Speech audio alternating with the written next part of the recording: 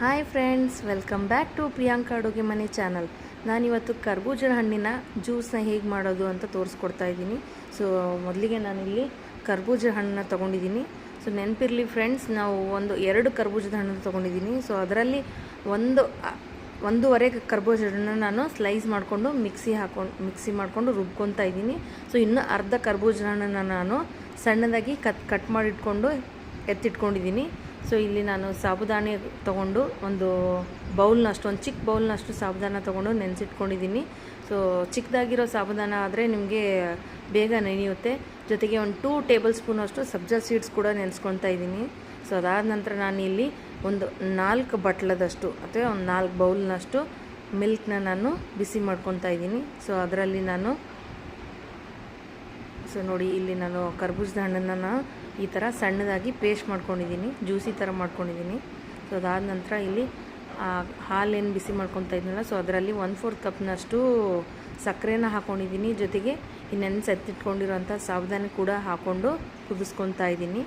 So ಇಲ್ಲಿ ಸೈಡ್ಗೆ ನಾನು ಒಂದು ಕೋಲ್ಡ್ ಇರೋ ಹಾಲಿನಲ್ಲಿ ಕಸ್ಟರ್ಡ್ ಪೌಡ್ರ್, ಒಂದು 4 ಸ್ಪೂನ್ ಕಸ್ಟರ್ಡ್ ಪೌಡ್ರನ್ನ ನಾನು ಹಾಕ್ಕೊಂಡು ಕಲಿಸ್ಕೊತಾ ಇದ್ದೀನಿ. ಸೊ ನೋಡಿ ಈ ಥರ ಕಲಸೆತ್ತಿಟ್ಕೊಂಡಿದ್ದೀನಿ. ಸೊ ಇವಾಗ ನಾನು ಕುದೀತಾ ಇರೋ ಸಾಬುದಾನ ಮತ್ತು ಸಕ್ಕರೆ ಹಾಲಿನಲ್ಲಿ ನಾನು ಶಾವಿಗೆನ ಹಾಕ್ಕೊಂಡಿದ್ದೀನಿ. ಸೊ ಮನೇಲಿ ಮಾಡಿರೋಂಥ ಶಾವಿಗೆನ ಹಾಕ್ಕೊಂಡಿದ್ದೀನಿ. ನಿಮಗೆ ಯಾವ ಶಾವಿಗೆ ಅವೈಲೇಬಲ್ ಇರುತ್ತೆ ಅದನ್ನು ಹಾಕ್ಕೊಂಡು ಕುದಿಸ್ಕೊಳ್ಳಿ ಫ್ರೆಂಡ್ಸ್. ಸೊ ಕುದೀತಾ ಇರಬೇಕಾದ್ರೆ ನಾನು ಇದರಲ್ಲಿ ಕಲಿಸ್ಕೊಂಡಿರುವಂತಹ ಕಸ್ಟರ್ಡ್ ಪೌಡ್ರ್ ಮಿಕ್ಸ್ನ ಕೂಡ ನಾನು ಇದರಲ್ಲಿ ಹಾಕ್ಕೊಂಡು ಕಲಿಸ್ಕೊತಾ ಇದ್ದೀನಿ.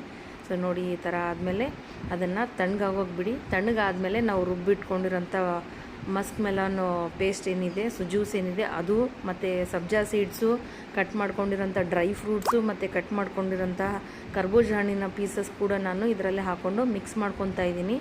ಸೊ ನೋಡಿ ಈ ಥರ ಕಾಣಿಸ್ತಾ ಇದೆ ಮಿಕ್ಸ್ ಮಾಡಿದ್ಮೇಲೆ. ಸೊ ಇದನ್ನು ನಾನು 4 to 5 ಇಯರ್ಸ್ ಫ್ರೀಝರ್ನಲ್ಲಿ ಫ್ರೀಸ್ ಮಾಡ್ತಾಯಿದ್ದೀನಿ. ಸೊ ಕೂಲಾಗಿ ಆದಮೇಲೆ ನೀವು ಸರ್ವ್ ಮಾಡಿಕೊಂಡು ತಿನ್ಬೋದು.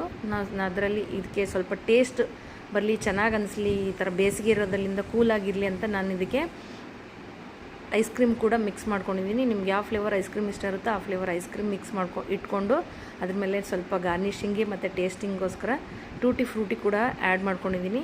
ಸೊ ನೋಡಿ ಫ್ರೆಂಡ್ಸ್, ನೋಡೋಕ್ಕೆ ತುಂಬ ಕಲರ್ಫುಲ್ ಆಗಿದೆ, ಜೊತೆಗೆ ತುಂಬ ಟೇಸ್ಟಿಯಾಗಿರುತ್ತೆ. ಹೆಲ್ದಿ ಡ್ರಿಂಕ್ಸ್ ಕೂಡ ಟ್ರೈ ಮಾಡಿ. Thank you.